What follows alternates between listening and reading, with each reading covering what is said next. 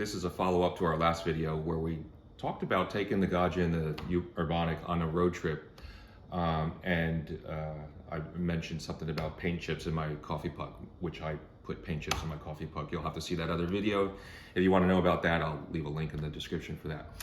But anyway, we didn't end up taking the Gaggia and the Urbanic on a road trip because we were 7 days on the road, never more than one night in a hotel. So it would have been ridiculous. So I'm sorry we didn't do that. But one thing that did happen when we came back was the coffee didn't taste the same. And let me show you what I found out. Inside the basket, we have a normal portafilter, so the basket had a little residue underneath, and it wasn't really cleaned off. And then on top of the screen above here, there's like a little bit of residue. This is the Gaggia screen that came with the Gaggia. Right now I have the IMS shower screen in there, which works a lot better, and the IMS basket as well. So the point is, you really have to make sure that all of those residues are cleaned out, and you know, inside the portafilter, everywhere, and it all matters. How old is your milk, and everything that would affect the taste of it will make a difference. So it all matters. But today we're going to focus on, is it a Cortado or is it a flat white? And I usually make an espresso, and then about a little bit of a splash of milk would be a macchiato, and then a little bit, a half and a half, would be about a Cortado, up to about a half and a half. But the truth is, sometimes I fill it all the way up, so that's more milk. And you know, is it a flat white or is it a Cortado? Let's take a look. So we will weigh out our beans,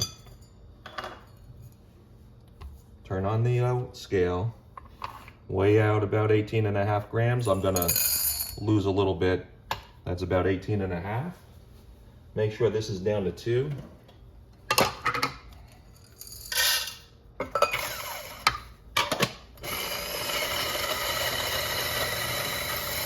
This should take about 14 seconds. And I do have the dimmer on that Urbanic grinder. It slows it down a little bit.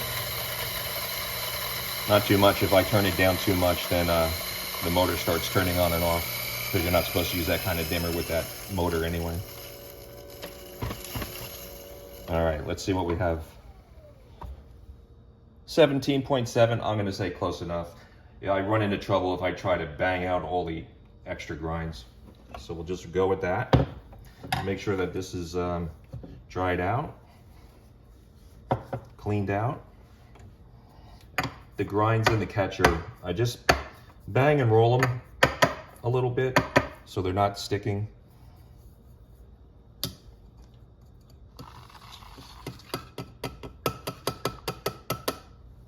Got a little bit of spillage, doesn't matter.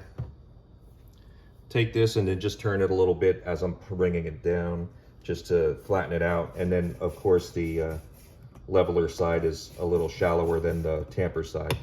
I started doing this now where I pick it up and put it back down, just to make sure that the grinds don't hang out on the leveler. All right, and then squish it down a little bit. And then clean that off a little bit, and that always makes it low enough so that it doesn't touch the screen as I turn in the portafilter, and clean off all the extra grinds so that they don't get stuck up in the ring here. And I have that silicone washer up in there too, as opposed to the rubber washer that comes with it. And I'm going to bring that scale back over, stick this underneath. This cup is just a slightly too tall, so I'll just slide it up like that, slide the scale back in, zero out the scale. And now what I'm gonna do is just keep the pressure low until the pre-infusion is complete and it starts to drip through. So I'll keep it down to about 2 bar.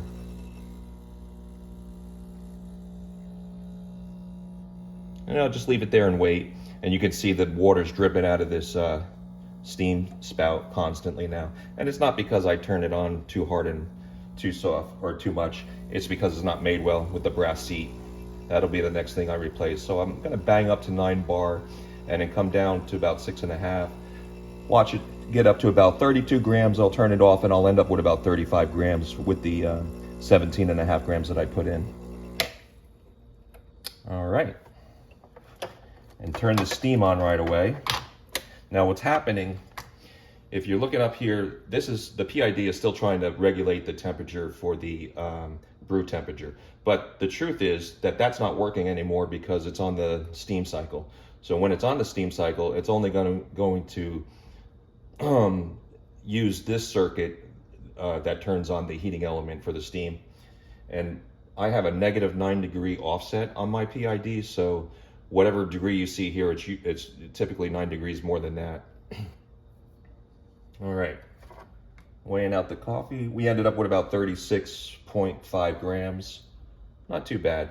So, and I have the PID set for 140 to 140, is it? Yeah, 140 to 145 Celsius. So now that it's above 145, you can see the heating element turned off and it says the steam is ready. So this will keep heating on and off between 145 and 140. All right, so I have 75 milliliters of milk, and that's all I need for this. Blast out the water. Use my angle.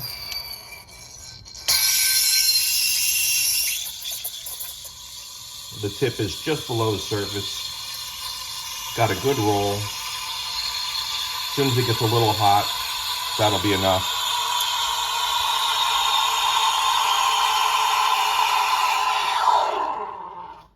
All right, and then I got to clean this right away.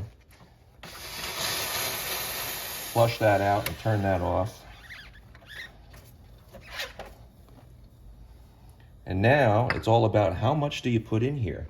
So if it's just a little bit, it's a macchiato. A little bit more, it's a cortado. And then any more, does that make it a flat white?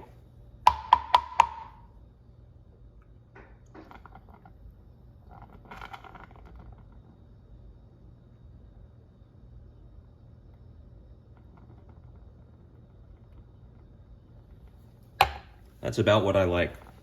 I'm gonna call it more of a cortado with a little bit extra. I'm just trying to make a good flavor, and it works for me because this comes out chocolatey and creamy, and it still lets me taste the espresso.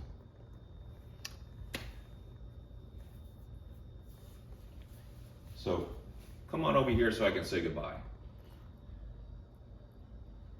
We wish you great times these holidays, and we'll catch you on the back end of it when we come back from our next adventure, and we'll let you know what it is.